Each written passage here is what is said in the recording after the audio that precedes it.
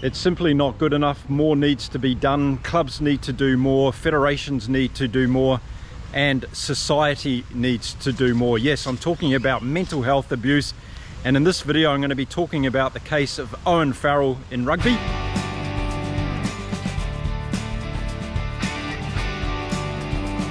G'day and welcome to Inside Rugby. My name is Mark and I'm a Kiwi rugby fan living here in beautiful Cancun in Mexico. If you haven't been here before to visit my channel, thank you very much for coming. I make videos about all the things that are going on in the rugby world. I'm a very passionate rugby fan and I want to see our beautiful game not only survive but also thrive.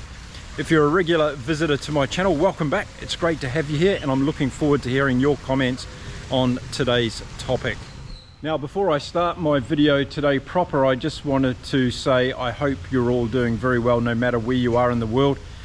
I recognize that mental health is a very important topic. I've suffered over the years myself from poor mental health, and I just hope that if you're watching this video and you're going through dark times at the moment, reach out to someone, have a talk. It's the best thing you can do, and look after yourself. That's what I'd like to pass on. Now, today's subject is one that I keep harping on about in my videos, and that's mental health in the game of rugby. And we've just recently seen in the last couple of days that Owen Farrell, the English number 10, has decided to take some time out of international rugby, and he won't be playing in the Six Nations this year, and he's putting it down to getting his mental health of himself and his family back in order after a lot of the abuse that he's been through surrounding that World Cup campaign for England.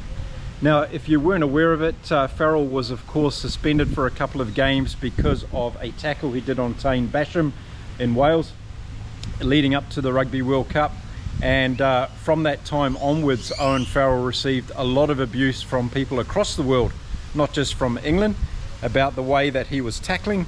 And consequently, when he came back into the game in the Rugby World Cup, he was booed by a lot of supporters in the rugby stands.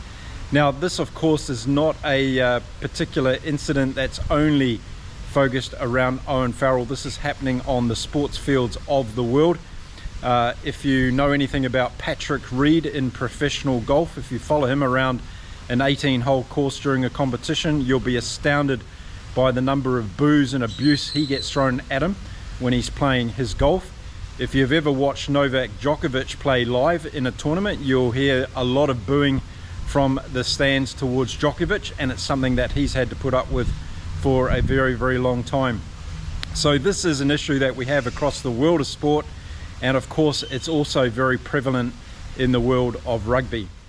Now, mental health is a very complex issue. Let's start off with saying that, and there's a lot of different elements associated with mental health, and it can actually go back a long time in somebody's life to uncover some of the issues that are going on. But for Owen Farrell, who's a let's face it, a superstar rugby player, for him to have to take time away because he feels that he's not in the right position to be able to carry on playing for England at this stage is a very, very sad indictment on the game itself and of the people who are abusing him. And of course we're talking about a minority, but it doesn't matter if it's a minority, because that minority can be quite large in numbers and have quite a dramatic effect, as obviously it is having. So what do we do about the situation? We're not going to cancel social media.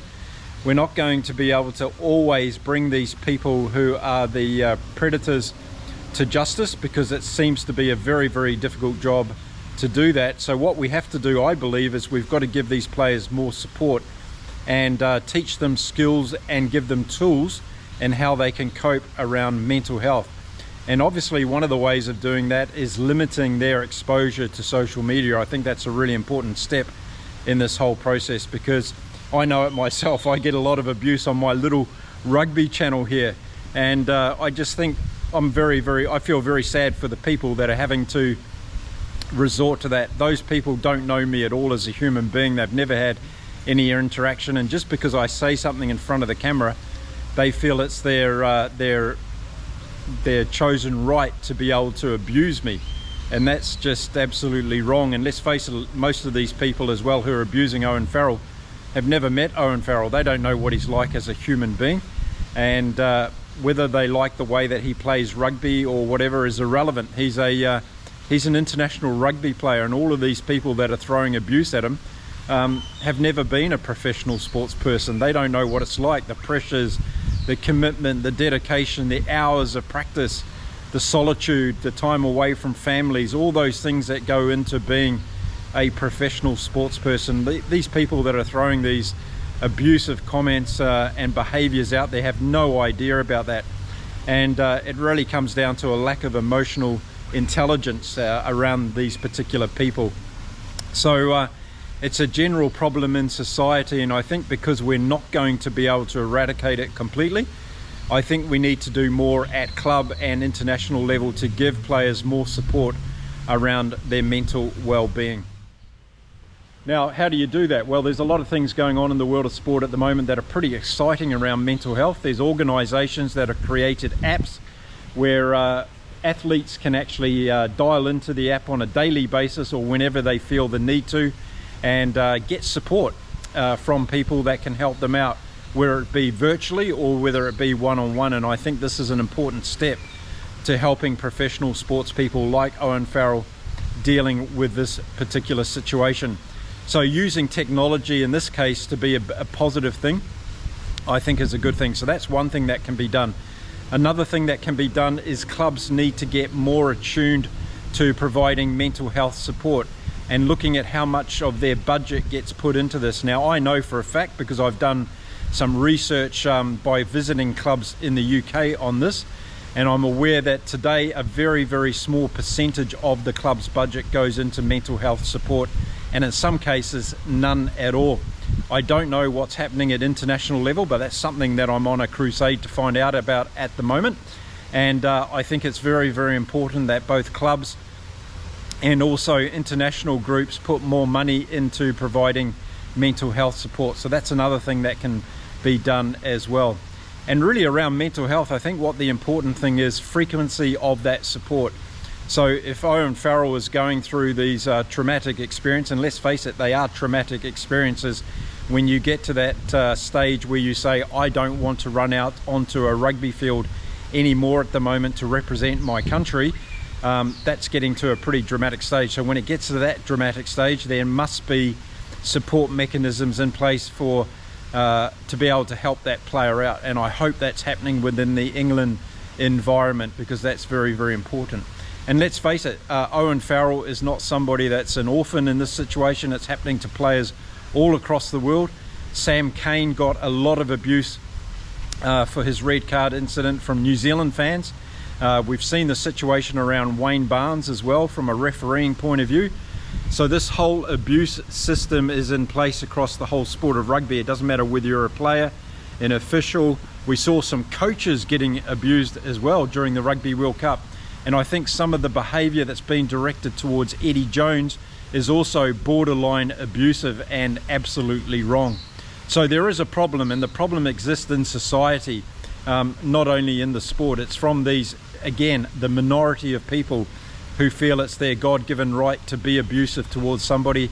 It is not okay, and we have to do everything we possibly can to stamp this out in our societies around the world.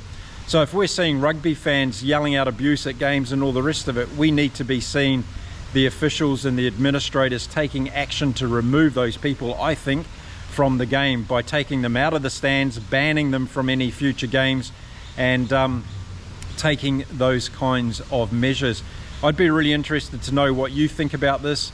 Again, it's a very sad indictment for Owen Farrell that he feels that he has to take a step away from international duties and have to press the reset button on his mental health.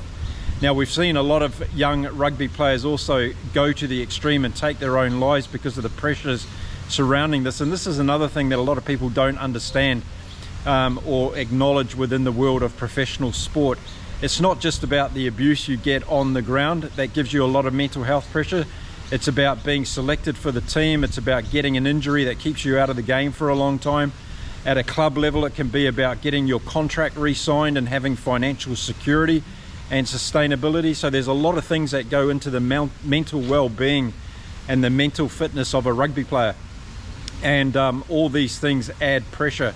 So, you know, someone the likes of Farrell may not be under that same exact mental pressure when it comes to his contract, but being selected for an England team, I'm sure, and playing his best game every time he plays for England, that's something that he would be very focused on. Yeah, a very, very sad situation indeed surrounding Owen Farrell, and I think not only we not only have to talk about it, but we also need to see action. So you know, a couple of days in the press talking about Owen Farrell and how sad it is not good enough as far as I'm concerned.